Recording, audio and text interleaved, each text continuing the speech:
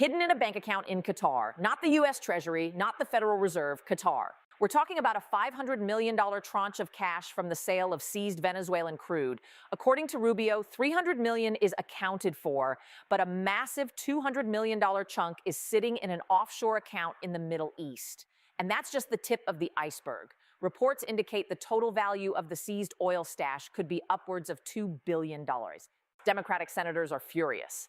Representative Lloyd Doggett is demanding immediate transparency. Senator Elizabeth Warren is asking the big question, is this even legal? Or have we just created an unsupervised slush fund beyond the reach of U.S. law? Why Qatar? Who controls the account?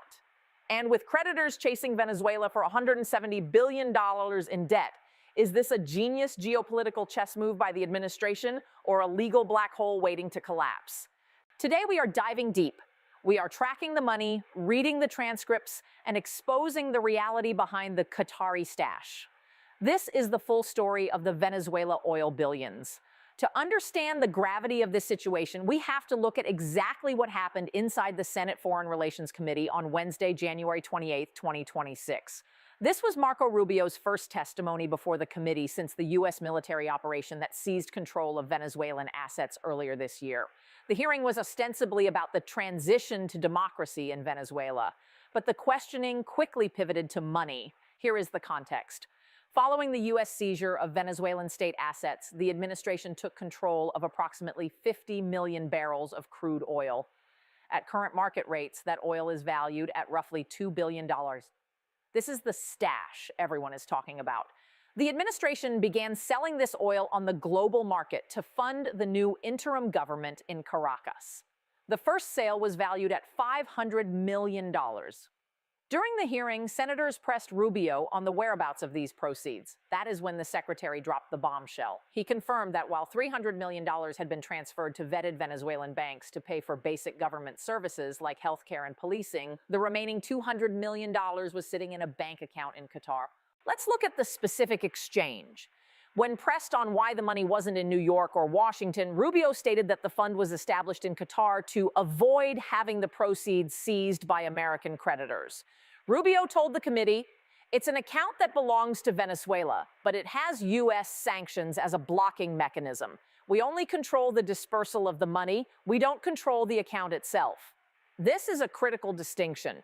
Rubio is arguing that the U.S. is merely a gatekeeper, but lawmakers aren't buying it. If the U.S. military seized the oil and the U.S. government arranged the sale, how can they claim they don't control the bank account where the money sits? Senator Chris Murphy pushed harder, questioning the optics of the operation. He noted, essentially, that the U.S. is taking oil at gunpoint, selling it, and then parking the cash in the Gulf. Murphy asked if this creates a precedent where the U.S. acts as a global repo man, but the most explosive reaction came from the House side. Representative Lloyd Doggett immediately issued a letter to both Secretary Rubio and Treasury Secretary Scott Bessent. Doggett didn't mince words. He called the arrangement an offshore account and demanded to know what legal authorities the administration is using to act as a custodian of these funds. He explicitly asked, why did the administration not choose a country with much stronger banking laws and a history of robust management of oil revenues? This is the heart of the controversy. It's not just that the money is abroad. It's that it is in a jurisdiction that Democrats argue lacks the transparency of the U.S. Federal Reserve. So why Qatar? To understand this, we have to look at the legal nightmare that is Venezuelan sovereign debt. Venezuela owes an estimated $170 billion to international creditors. This includes bondholders on Wall Street, oil companies like ConocoPhillips and ExxonMobil who had their assets seized years ago, and other nations. If the U.S. administration had deposited that $200 million into a bank in New York, a judge could, and likely would, freeze it immediately. Creditors would file motions to garnish those funds to pay off old debts. The money would be tied up in litigation for years, making it impossible to use for the stabilization of Venezuela. Rubio's defense is that Qatar acts as a neutral location.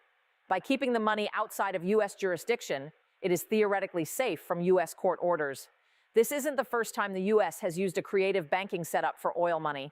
After the 2003 invasion of Iraq, the Development Fund for Iraq was set up at the Federal Reserve Bank of New York. But that was under a specific UN mandate that granted immunity. Here, there is no UN mandate. The U.S. is acting unilaterally. Sources close to the administration, cited in reports by The Independent and Semaphore, claim that Qatar was chosen because it allows funds to be moved freely and safely. But this safety is exactly what worries watchdog groups. Qatar is a major financial hub, yes, but it is also outside the immediate oversight of Congress. If the money is in the U.S. Treasury, the Inspector General can audit it.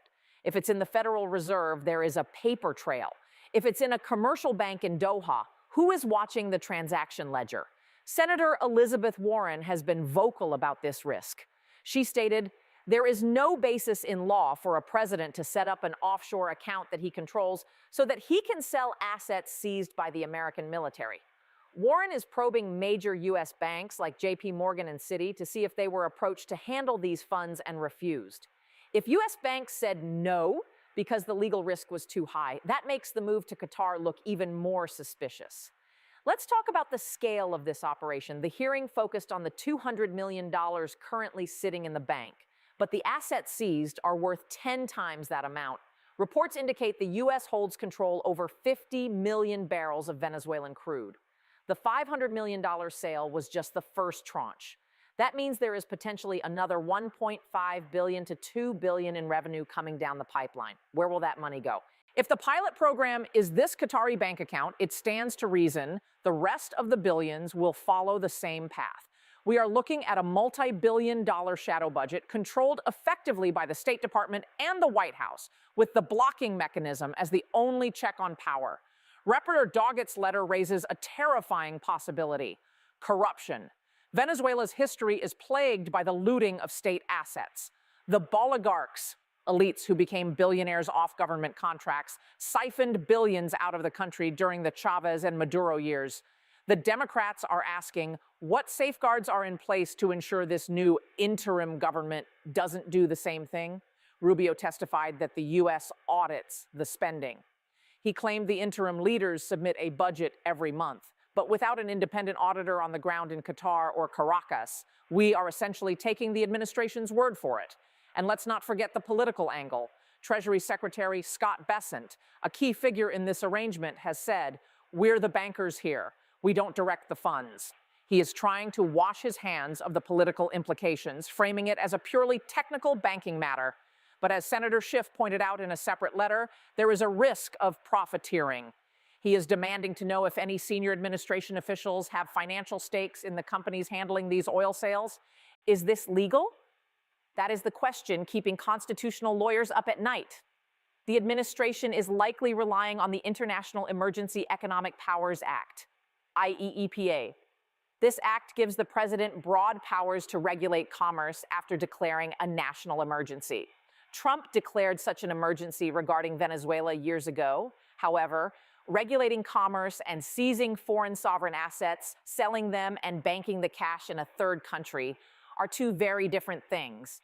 Usually seized funds are frozen, meaning they sit there untouched until a political resolution is reached. Actively selling the oil and spending the money is a proactive step that normally requires congressional appropriation.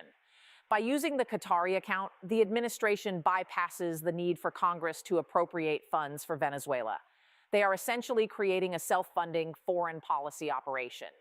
If the U.S. government can seize assets and use them to fund its preferred government in a foreign country without touching the U.S. budget, Congress loses its power of the purse.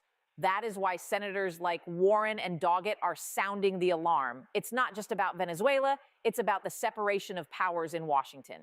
Furthermore, the custodian argument is shaky. If the U.S. decides when to release the money and who gets it, the U.S. is the de facto owner. This opens the U.S. government up to lawsuits from those creditors we mentioned earlier.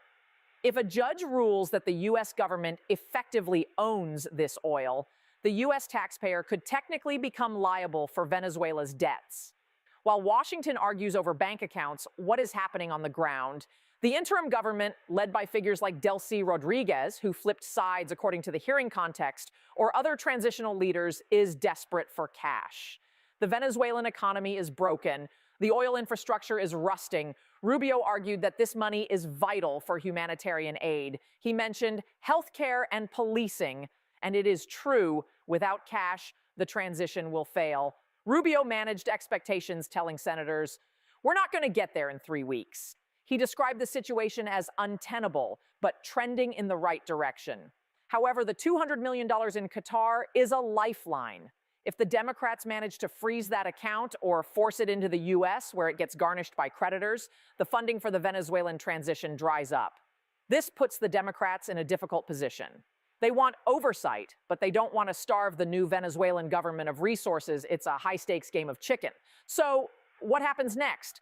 First, watch for the response from the banks. Senator Warren gave them until January 29th, today, to respond to her inquiries. If big banks confirm they refuse this money, the scandal grows. Second, keep an eye on the House Oversight Committee. Reputer Doggett is unlikely to let this go. We may see subpoenas for the Treasury officials involved in setting up the Qatari account. And finally, the money itself. Will that $200 million stay in Doha, or will political pressure force the administration to move it? And if they move it, will the creditors pounce? Secretary Rubio spilled the beans, but he may have opened Pandora's box. The secret bank account is no longer secret, and the battle for the Venezuela billions has just begun. We will continue to track the flow of this money. If you want to stay updated on this developing story, make sure you are subscribed and have notifications turned on. What do you think? Is using a Qatari bank account a smart move to protect the money or a dangerous loophole? Let me know in the comments below.